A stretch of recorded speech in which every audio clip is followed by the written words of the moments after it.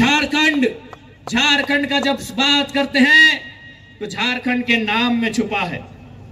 जिस प्रकार बिहार, तो बिहार के बारे में मैं उतना नहीं जानता, लेकिन लोग कहते हैं कि बिहार शब्द विहार शब्द से आया है। बिहार का मतलब होता है, ये एक बुद्ध धर्म का शब्द है। चूंकि बिहार की भूमि को हाईलाइट बुद्ध ने किया था, तो उनका जो नाम है वह बुद्ध के ग्रंथों से आया है। लेकिन जब झारखंड की बात करते हैं तो झारखंड, झाड़ यानी जंगल, झाड़ यानी जंगल, और खंड यानी जमीन, भूभाग, जमीन का एक टुकड़ा।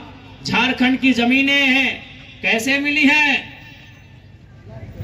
आप लोग दहेज में लेके आए हैं जमीन? लड़ के तो लिए हैं, लेकिन लड़ने से पहले जो झारखंड का जमीन हमने बनाया है, ये जो मैदान हमने बनाया है हमारे बाप दादाओं ने, हमारे पूर्वजों ने, ये जो खेत बनाया है हमारे पूर्वजों ने, कैसे बना है? कहीं उसको खुदकट्टी कहा जाता है, कहीं उसको भुहरी कहा जाता है, कहीं उसको कोड़कर कहा जाता है, कहीं उसको कुरेल कहा जाता है, कहीं उसको कारा कहा जाता है। यानी वह जमीन कभी जंगल था, वह जमीन कभी पहाड़ था। उस जंगल की जमीन को हमारे पूर्वजों ने साफ किया, उस पे गैता चलाया, उस पे कुदाल चलाया, उस पे सब्बल चलाया, और उस जमीन को कोड़ कोड़ के, काट काट के समतल किया, खेती के लायक किया, घर बनाने के लायक किया, खेल के मैदान बनाने के लायक किया। किया कि नहीं किया बताइए? आप बताइए कितने लोग ऐसे हैं जिनका राशन कार्ड में नाम है?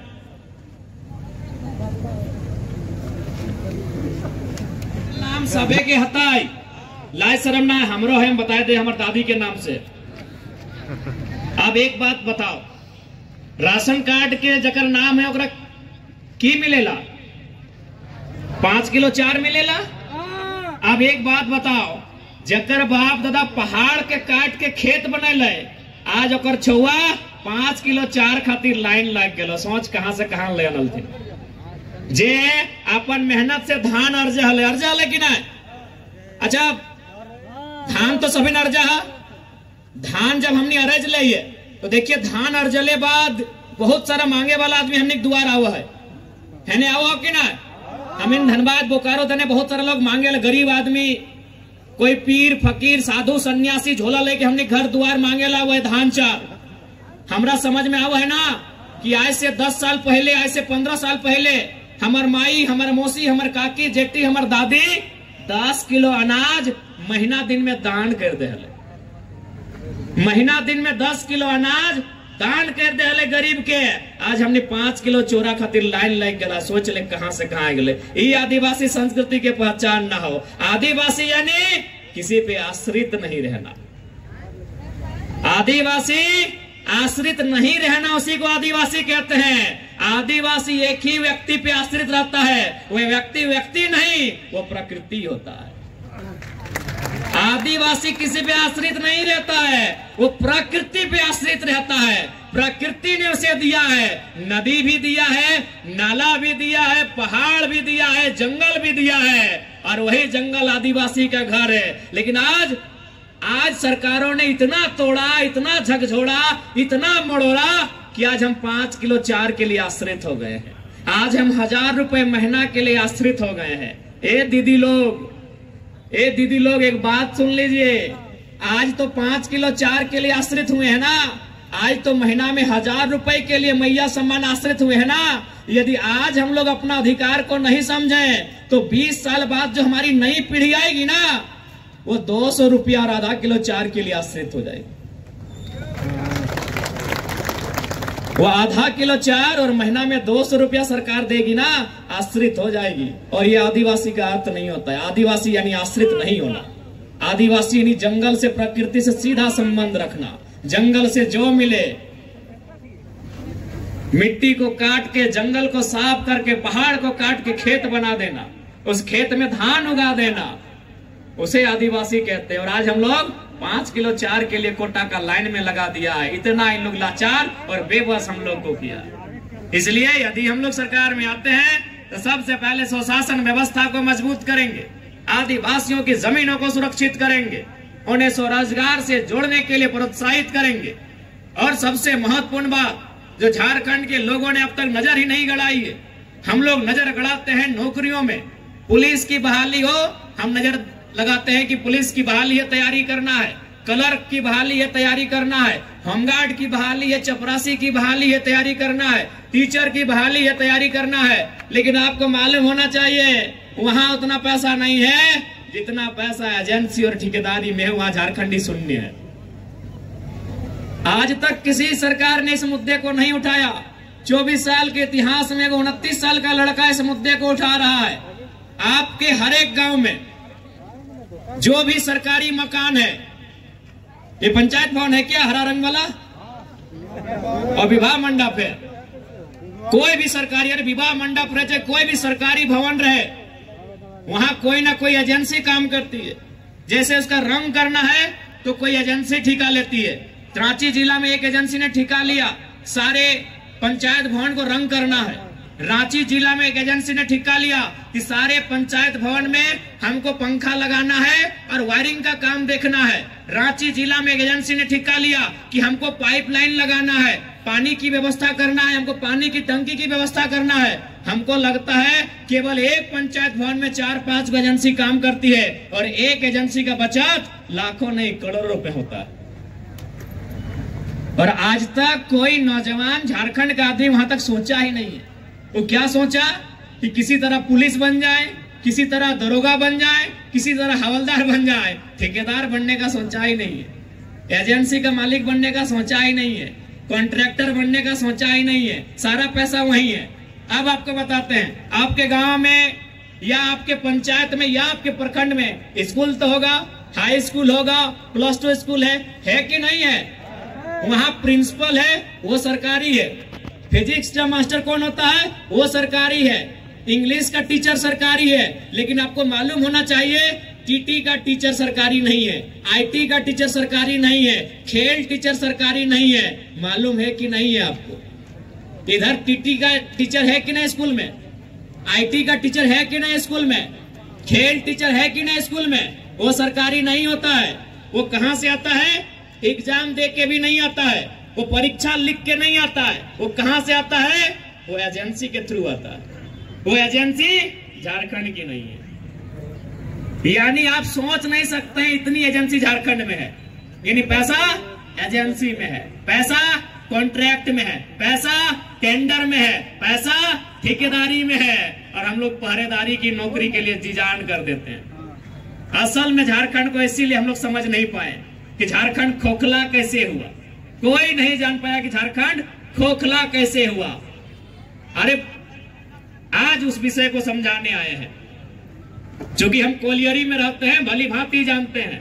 VCCL रहे, CCL रहे, अब वो डायरेक्ट कोयला कोड़ने का काम नहीं करती है। पहले BCCL कोयला डायरेक्ट कोड़ती थी, CCL कोयला डायरेक्ट कोड़ती थी। अब वो डायरेक्ट कोयला नहीं कोड़ती है। वो कोयला कोड़ने के लिए एजेंसी को टेंडर देती है। जैसे Sanjay Udyog, Triveni, Lakshmi enterprises, Shivam enterprises, Nasir enterprises, मतलब उनका कोई नाम होता है। उस कंपनी को टेंडर देती है और कंपनी 5 साल, 10 साल, 2 साल, 4 साल एक समय लेती है। इतना बिलियन टन, इतना मिलियन टन, इतना 1000 टन कोयला कोड़ने का। इसलिए आज झारखंड वासी आपको यहां भी देखना होगा कि एजेंसी हमारी कितनी है। यदि हम लोग सरकार में आते हैं तो 75 से ज्यादा एजेंसियों के ओनर झारखंडी बने, ऐसा उनको प्रोत्साहित किया जाएगा और बकायदा सरकार उन्हें संरक्षण देने का काम करेगी। क्योंकि झारखंड को अगर बदलना है तो आम व्यक्ति के पास 2 पैसा इनकम होना चाहिए। हमारे अधिकार को ये प्रदेश को बेच रहे हैं। इसलिए आज आप सभी से हमारा अनुरोध है, क्योंकि शाम का समय है और अब काफी दूर से आए हैं, इसलिए इस बार 2024 का जो चुनाव होगा, इस चुनाव में आपसे आशा है, आपसे उम्मीद है, आपसे अनुरोध है कि आपने 24 साल से इनको देखा, इन्होंने नियम कानून बढ़िया कैसे चलाया, नहीं चलाया। एक बार चाहते हैं कि युवाओं को मौका दे, जो श्रीमान भी कहे और रे भी कहे, जो आदर भी करे और फटकार भी लगाए। और हमने तो भाई साफ कह दिया है, मीडिया में भी आपने सुन लिया होगा कि हम तो एग्रेशन से ही चलाएंगे। 24 साल आपने चला लिया, आपने सीधी अंगुली से घी निकाला 24 साल नहीं निकला है, अब तो हम सिसवा पटके करेंगे। और आप विश्वास रखिए, इस राज्य में जो लूटने वाले लोग हैं वो भयभीत हैं। वो लोग चर्चा करते हैं, रोज शाम को किसी न किसी सरकारी दफ्तर में एक बार जरूर चर्चा होता है कि सर जयराम महतो कितना सीट लाएगा। सर ये जयराम महतो जब लड़का निकल के आया है, सर कितना सीट लाने जा रहा है सर, अगर ये ज्यादा सीट ले आया सर तो बड़ा दिक्कत करेगा। उनको भय है, अभी से जो लूटने वाले हैं उनको भय है। इसलिए आज आपसे एक बार विनती करेंगे, एक बार हमें मौका देंगे और बिल्कुल मांडर विधानसभा से इस बार बदलाव हो। चूंकि यहाँ वर्तमान की विधायिका महिला है, इसलिए हम महिला पर विशेष एग्रेशन नहीं दिखाते हैं, लेकिन उन्होंने उस मीडिया इंटरव्यू में कॉन्क्लेव में हमारे बगल में ही बैठी थी, बड़ा दुर्भाग्य लगा। वह सरकार का पक्ष ले रही थी, स्टूडेंट का पक्ष नहीं रख रही थी। तो उन्हें इतना ही संदेश देंगे कि मैडम जी, मांडर की जो मैडम है विधायक मैडम, उनको इतना ही संदेश देंगे कि आप अभी भी एक छात्र की आयु के बहुत करीब है। आपने छात्र जीवन को पार किया, अभी यही 5 से 6 साल हुआ होगा। आप स्टूडेंट की समस्याओं को समझते हैं, तो यदि आप स्टूडेंट की समस्या को समझते हैं तो आंख बंद करके सरकार में है, तो इसका मतलब जरूरी नहीं कि सरकार का बचाव करना है। और उनके पिताजी यानी बंधु जी का कहना है क्या, आपको मालूम है 5वां जेपीएससी में लिखा था कि फलना रिश्तेदार बंधु तिर्की जी का पूरा घटोला लोग मिलके किया था 5वां जेपीएससी, आपको याद है ना। उसमें लगभग आधा दर्जन विधायकों के रिलेशन का हुआ था उस जेपीएससी में। आज भी उस जेपीएससी में समय समय में सवाल खड़ा होता है, लेकिन फिर पैसा देके जांच को बंद कर दिया जाता है।